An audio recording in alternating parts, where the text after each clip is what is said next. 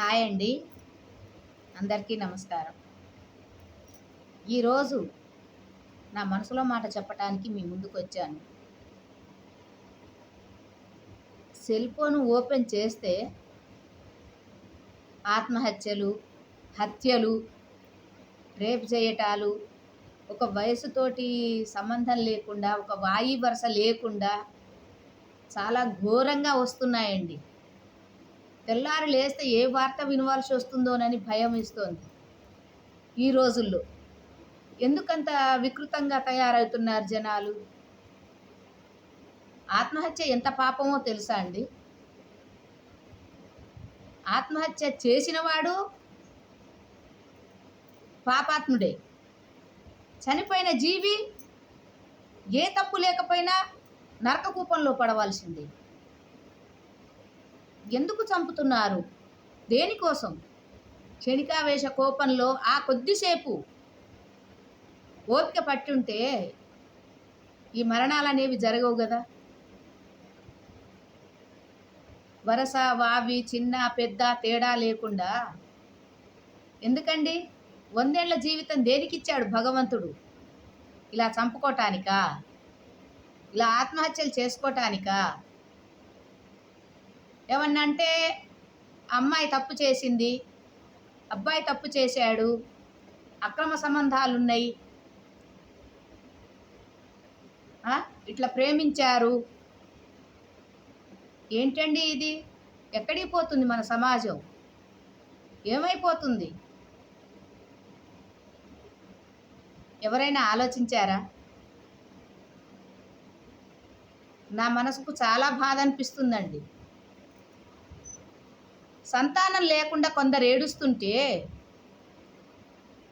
సంతానం ఉండి అన్ని చదువులు చదువుకొని యోగ్యులైన వారు కూడా ఆత్మహత్యలు చేసుకోవటం ఏంటండి?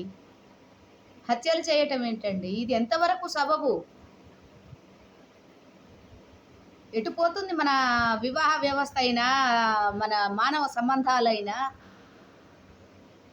ఇతర దేశాల వాళ్ళు మనల్ని చూసి గర్వపడుతుంటారు. భారతదేశం అంటే ఒక విలువగల దేశము అని, ఒక తల్లి లాంటి దేశము అని. కానీ అటువంటి దేశంలోనే ఇటువంటి అకృత్యాలు మనలో మనమే, మనతో మనమే అవతలి దేశాల వాళ్లకు ఛాన్స్ ఇస్తున్నాం మనం. ఫలానా చోట ఒక ఘాతకం జరిగింది అట అంటే అది ప్రపంచవ్యాప్తంగా పోతుంది. ఇదివరకున్న భారతదేశ విలువలు ఇప్పుడు అన్నీ పడిపోతున్నాయి. మానవ సంబంధాలకు అర్థం లేదు, వివాహ వ్యవస్థకు అర్థం లేదు. ఒక తండ్రి కొడుకుని చూస్తే ఓరవడు, కొడుకు తండ్రిని చూస్తే ఓరవడు, తల్లి బిడ్డను చూస్తే ఓర్వదు, బిడ్డ తల్లిని చూస్తే ఓర్వదు. ఏంటండి ఇది? అసలు ఎటుపోతున్నాయి మానవ సంబంధాలు?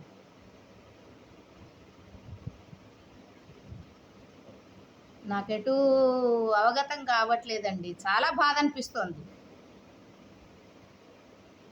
మత్తు మందులు ఇచ్చి చంపటాలు,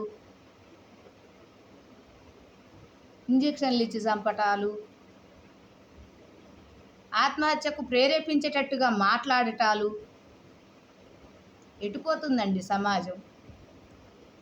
కానీ చంపినవాడు బాగానే ఉంటాడు, చచ్చిపోయింది బాగానే ఉంటుంది అనుకుందామా అంటే, చనిపోయిన ఆత్మ ఎంబటే పైలోకానికి పోదండి. ఉరి వేసుకున్నా, సూసైడ్ చేసుకున్నా, మందు దాగి చనిపోయినా ఆ ప్రేత అనేది పైలోకాలకు వెళ్ళదు. మన గరుడ పురాణం చదవమని ఇప్పుడు అందరూ చెప్తున్నారు. ఎందుకంటే ఇలాంటి విషయాలు తెలుస్తాయని. ఏ అడవులల్లోనో ఏ చీకటి ప్రదేశాలలోనో ప్రేత అయి ఏలాడుకుంటూ ఉంటుంది. ఎందుకంటే అది మొత్తం అనుభవించి చచ్చిపోయిన జీవి కాదు, అర్ధాంతరంగా పోయిన జీవులు. ఏ చెట్లకో, ఏ పుట్టలకో, ఏ చీకటి ప్రదేశాల్లోనో ప్రేతలయ్యి వేలాడుకుంటూ ఆకలి దప్పులకు ఏడ్చి చాలా రోదిస్తూ ఉంటాయి.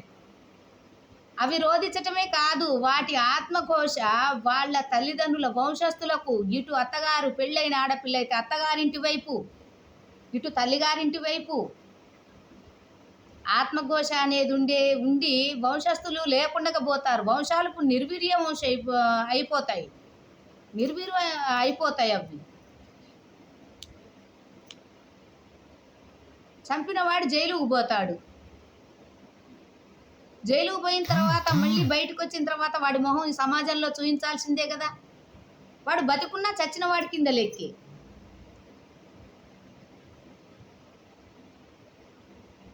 వాడు బతికుండి తిరిగినా కానీ మనిషి కనబడతాడు, తింటాడు, గాలి పీల్చుకుంటాడు, అంతవరకే. కానీ విలువ అనేది ఉండదు సమాజంలో. అలాంటప్పుడు వాడు బ్రతికున్నా చచ్చిన శవం లాగానే. వాడు ఒకళ్ళని చంపి వాడు బాగుపడేది ఏమీ ఉండదు. ఎందుకు చేస్తున్నారు ఇలాగా?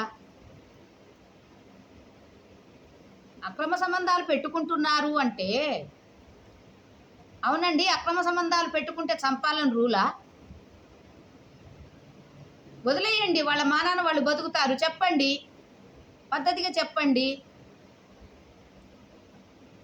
వినకపోతే వదిలేయండి. దానికి చంపటమే పరిష్కారమా? పోనీ చంపారనుకోండి, మీ సమస్య ఏమన్నా తీరుతుందా? ఇవాళ దాన్ని వదిలేశాడనుకోండి, ఇంకో ఆమెను తగులుకుంటాడు కదా. అమ్మాయి కూడా వాడిని వదిలేసింది అనుకోండి, వేరే వాళ్ళతో పోతారు. ఇదే నడుస్తుంది. మీరు చెప్పినట్టే వీరు. అలా అని మొత్తానికే కుటుంబ వ్యవస్థను ఇచ్చేద్దామా అంటే అలా కాదండి. అట్లా అని నేను అనట్లే, దాన్ని ఒప్పుకొని నేను. కానీ చంపటం పరిష్కారం కాదు అంటున్నాను. చావటం కానీ చంపటం కానీ పరిష్కారం కాదు. ఒక్కసారి ఆలోచించండి యువత, పెద్దవాళ్ళైనా చిన్నవాళ్ళైనా. చావొకటే పరిష్కారం దేనికి కాదు. మీ కుటుంబంలో ఏమైనా సమస్యలు ఉంటే స్టేషన్లు ఉన్నాయి, కోర్టులకు వెళ్తున్నారు కదా. ఎలాగూ ఇదివరకు పోలీస్ స్టేషను అని అంటే చాలా భయం. ఆ బజారెంబడి పోతున్నా కానీ దాని వైపు చూస్తేనే భయపడేవాళ్ళం అండి. ఈరోజు 15 ఏళ్ల పిల్ల దగ్గర నుండి పోలీస్ స్టేషన్కి పోతున్నారు. 10 ఏళ్ల పిల్ల దగ్గర నుండి కేసులు అంటున్నారు. మరి సభ్య సమాజానికి ఏ మెసేజ్ ఇస్తున్నారో నాకైతే తెలియదు. కానీ మిత్రమా, ఇదైతే అసలు చాలా బాధాకరంగా ఉంటున్నది. రోజు రోజుకు వివాహ వ్యవస్థ అయినా, చదువుల వ్యవస్థ అయినా, ఏదైనా సరే. కాలేజీ పిల్లలు అదే పని, కొత్తగా పెళ్ళిళ్ళు చేసుకున్న వాళ్ళు అదే పని.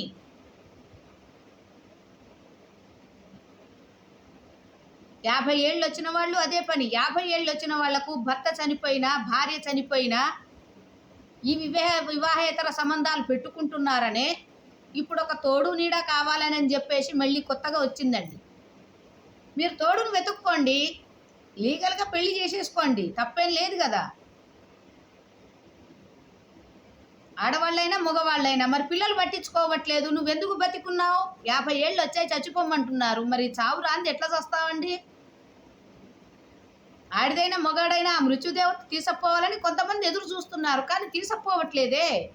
సూసైడ్ చేసుకుంటే అటేడు తరాల వాళ్ళు ఇటేడు తరాల వాళ్ళు నరకకు పాలకు పోతారు. ఇదొకటి మనకు ఉన్నది కదా, గరుడ పురాణంలో చెప్పారు కదా. ఆత్మహత్య మహాపాపం. జీవితం, మిగతా జీవితం ఎన్ని సంవత్సరాలు ఉంటుందో ఆయుష్ ప్రమాణం తీరేదాకా ఆత్మహత్య చేసుకున్న వాళ్ళు ప్రేతలై ఊగాల్సిందే తప్పిస్తే పైలోకాలకు పోరు. మరి ఎందుకని చేసుకుంటున్నారు ఆత్మహత్యలు? ఎందుకని చంపుతున్నారు? మీకు ఇష్టం లేకపోతే వదిలేయండి. ఎవరి మానాన వాళ్ళు బతికినా పర్వాలేదు, కానీ చంపకండి.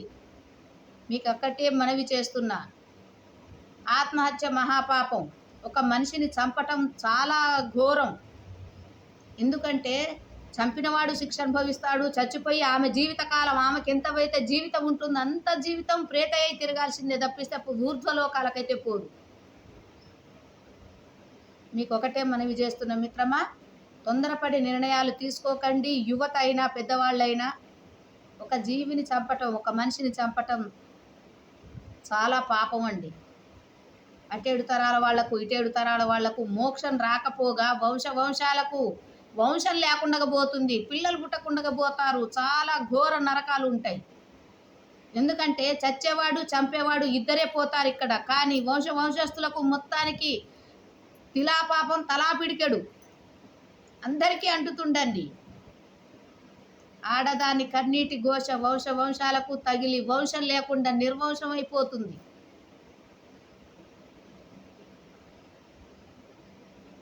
ఎందుకంటే ఈ క్షణికావేశం కోసం, ఈ క్షణాల సుఖం కోసం మీరు చేసే ఏదైతే తప్పులు ఉన్నాయో అది మీ కొడుకులకు, మీ కొడుకుల కొడుకులకు, మీ తల్లిదండ్రులకు, మీ తాతలకు అందరికీ అంటుతుంది.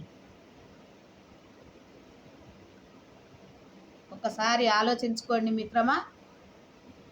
చాలా జాగ్రత్తగా, మీకు ఇష్టం లేకపోతే వదిలేయండి. వాళ్ళ జీవితాలు వాళ్ళ మానాన వాళ్ళు బతుకుతారు.